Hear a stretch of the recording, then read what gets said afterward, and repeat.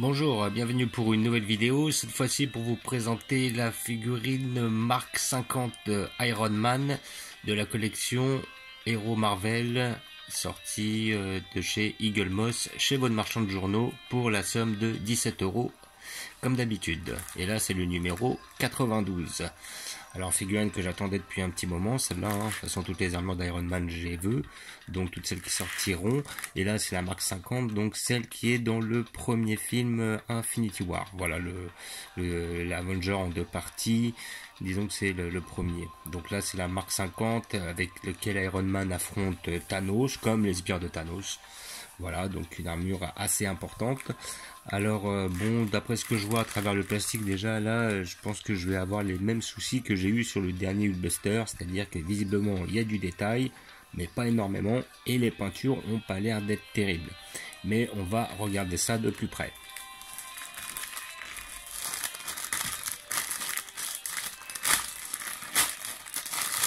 Voilà. En tout cas, elle est lourde. Comme d'habitude, avec ça, vous avez le petit fascicule. Voilà. Sur Iron Man. Alors voilà, il nous explique la marque 50. Donc, cette figurine-là. Comme d'habitude, on va tourner autour de l'acteur d'Iron Man. Hein. On va nous expliquer pourquoi il a utilisé cette armure. Ah, tiens, de la pub pour Ghostbusters, la machine à... Ouais, ok. Les trucs à monter en plusieurs pièces, généralement, je prends pas. Voilà, l'armure d'un homme, d'un ami. Ça a l'air d'être intéressant. Un héros, une quête. Donc là, on va avoir beaucoup d'images du premier Infinity War, immanquablement. Hein, car c'est à ce moment-là qu'est mis en action cette armure. Voilà. Ah, ça blablate beaucoup. Et on a le prochain qui sortira dans 2 semaines avec le personnage de Star-Lord, mais celui-ci avec le masque et les pistolets.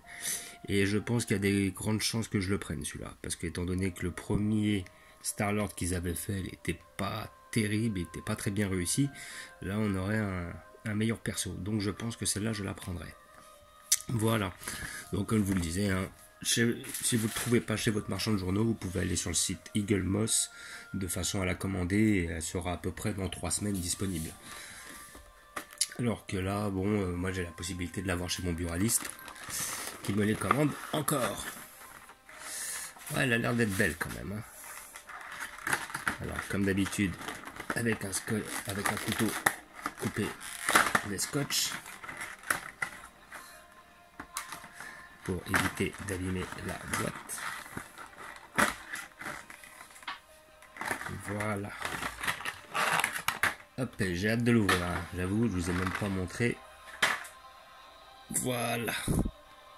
Donc elle a l'air d'être pas mal hein, quand même. Alors là, vous avez, comme d'habitude, la carte qui atteste l'authenticité de votre figurine. Voilà, alors on va la regarder de plus près ensemble. Et ben franchement, elle est belle. Ouais, vraiment, vraiment elle est belle. Elle est très belle, elle est très bien faite. On voit ce côté lisse que l'on voit par rapport à l'armure du film. C'est-à-dire qu'on voit vraiment une très grosse différence entre la marque 50 et les marques précédentes. Quoi. Là, les autres, ça faisait armure. Là, on dirait plutôt que ça faisait une sorte de costume sur le personnage qui le moule quasi parfaitement. Voilà, donc le bouclier est bien fait. On reconnaît le bouclier, puis le couteau qu'il utilise, parce qu'il a la possibilité de faire des couteaux maintenant avec ses poings à travers l'Infinity War. Je crois que c'est la nanotechnologie, donc il peut faire à peu près ce qu'il veut, des boucliers, tout ça. Et alors la figurine est pas trop détaillée. Sincèrement, elle est moins détaillée que certaines armures d'Iron Man que j'ai eues. On va dire que ça se joue plus sur le jeu de peinture. Et puis le souci, c'est que la peinture, elle n'est pas exceptionnellement bien faite. Hein. On peut voir que là, c'est même pas droit, c'est pas un peu à l'arrache. Voilà, on sent que c'est un peu grossier là, même limite. Alors est-ce que... Ouais, non, ça c'est visiblement fait exprès, mais les détails ne sont pas réellement... On voit des points bleus, mais c'est pas hyper bien fait. On a l'impression que c'est un peu grossier comme travail. Voilà, j'ai comme ce que je craignais plus ou moins, c'est que c'est un peu comme le Hulkbuster V2. Hein. Ils ont une figurine qui est peut-être moins détaillée que la précédente, et en plus les peintures ne sont pas exceptionnellement bien faites. Mais sinon, bon, elle n'est pas non plus ignoble, hein. Elle est belle, hein. Dans l'ensemble, elle est assez belle, hein. Elle est pas mal. Après, c'est vrai que là, sur les peintures, ils auraient pu faire mieux. Mais ça reste, voilà, ça reste quand même un bon personnage. Un personnage incontournable que je souhaitais avoir, bien entendu. Elle est belle, elle va très bien, et j'ai déjà prévu une place à cet effet, que je vais vous montrer tout de suite.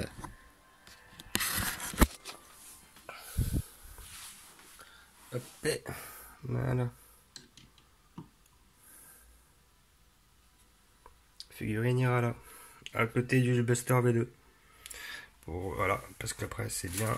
En plus, il est juste à côté du Thanos qu'il affronte à ce moment-là.